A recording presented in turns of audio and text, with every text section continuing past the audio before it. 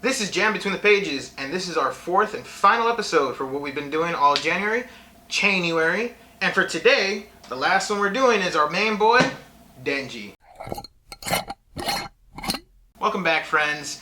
It is sad to hear, but it is the end of January, so that means this has to be our end conclusion of CHAINURAY, our month of getting excited for the Chainsaw Man movie and just hoping that it's going to be one of the best things we see out there in theaters, you know? Hopefully it releases in theaters. I actually don't know if there's been any news about that, but other than that, I've been super excited. I'm hoping that with this whole start that we've done, it just brings good luck to Chainsaw Man in total, you know, in a whole. With the manga and the actual anime coming back, hopefully after the movie, who knows? But I thought we should end it with the main guy himself, Denji, because he is the so-called Chainsaw Man. He is basically a teenager who did not have a very lucky start to life. His dad was kind of a deadbeat who left when he died, left him with all his debt. So he had to go to the mafia, who were basically the ones that were loaning out the money to the dad, and then decided, hey, now that your dad's gone, let's extort the money from you. Sadly, he had to do a bunch of odd jobs and went hungry and starving until he met a certain little devil by the name of Pochita, one of the cutest anime dogs in all of anime, in my opinion. And because he met him, he then decided to go devil hunting, and he was out trying to get as many devils as he could, gave the money to the mafia, or to, as in Japan they're called, the Yakuza. But it didn't go so well when they decided to make their own plan with another devil, the zombie devil. And that's when things went real south for our boy Denji, and sadly he had to sacrifice, well, not him, but his actual buddy, Pochita, sacrificed himself for Denji, where he then becomes Chainsaw Man. That's just a little synopsis if you haven't seen that Chainsaw Man, the anime itself. That actually all happens in the first episode, so kind of got you guys started. If you want to see more and see what happens with our boy here, please go check out the anime. Like I've said, Crunchyroll or Hulu, go check it out. Now, that's enough for the actual anime backstory. Let's check this actually out. Okay, he's out. Let's get him open more.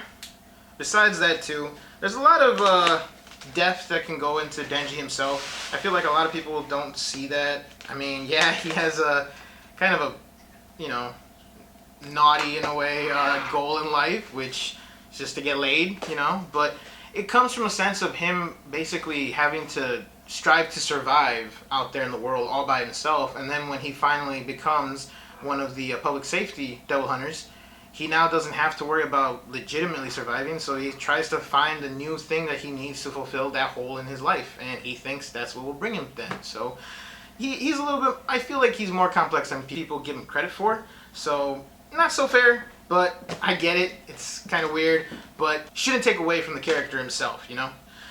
So other than that, let's check it out. Let's see what we got ourselves into here. Okay, so I also failed to say this, but this is not from Where Designs or a pop-up figure like we have done in the last couple episodes. Please, if you have not have seen that, go check them out. The Where Design figures have been one of my favorites. But this comes from a studio called Diamond Studio, where they decided to make our boy Denji. Oh, this is the plaque. Very tiny, but very, very cool. I like it. We got 132 out of 200. Let's get him out.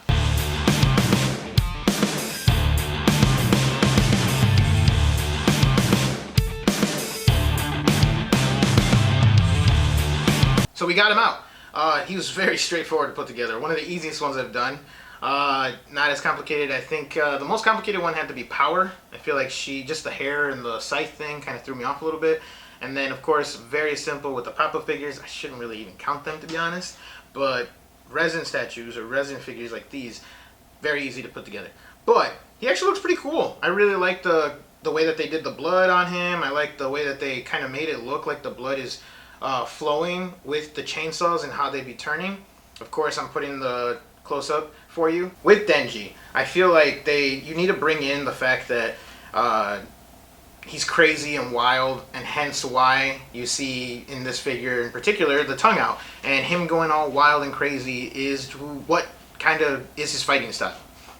Especially this scene, I think, is more taken from part where it could be taken apart from both the Bat Devil fight and the Zombie Devil fight, just because you see on here that you got like some body parts of other people, you know, you got some hands that are ripped apart, and you got him shirtless and screaming, because that also happens during the Bat Devil fight.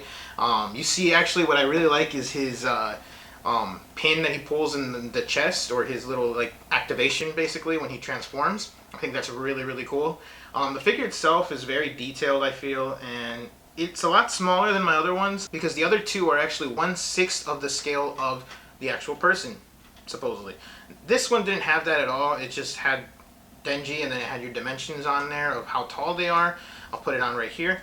But he is a little bit smaller, but I don't kind of fault him at all in it. I don't think it takes away from it at all in any way. I do still want to look. I think I've said it in every episode so far, so I'm sorry if you guys have gotten tired of me saying it, but I really hope I do somehow find the Were design Denji, just because of the fact that they actually have the changeable head, where it's not just him in the Chainsaw Man face, but actually the Denji face. I feel like that's kind of cool, and I'd love to display even maybe these two next to each other. Other than that, that's pretty straightforward. He was very easy to put together, and I know that this is pretty short probably for all the rest of the episodes of CHAINURAY, but I just hope you guys still enjoyed it. You guys got to look at some of my stuff that I like to collect. Chainsaw Man, the anime, is actually one that I feel very close to, just for the fact that it was one of the first that made me even want to buy the manga, because I was watching it episode by episode, and I was like, this is actually really interesting. I like the ideas that it has, the world that it's building too, and so I was like, I need to know more. So I didn't even wait. I think it was only episode like 3 before I decided I gotta binge read the whole thing, and I had to buy the whole manga set. And then, well, from there I just started reading it all, and then other than that I started collecting all the other manga that you see, and all from all the other animes that I've been watching.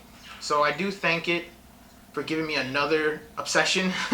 But yeah, I hope that this movie does bring in more fans, and it brings in more love that I think Chainsaw Man deserves, and I hope other people out there give it a chance. So I hope you guys enjoyed all of January. Please don't forget, we are not stopping here. We are going to be doing other anime figures, of course. I have so many more that I can unbox. And I'm going to keep doing that. As long as you guys keep coming to see this and checking it out, I hope you guys can enjoy it with me, okay? This is going to bring the end of CHAINURAY. I hope you guys had a good January, a great start to any resolutions you guys have been doing, and I hope your 2024 is going very smoothly and very great. Please go check out this movie when it does come out. Let's make this a great 2024. I'll see you guys in the next one.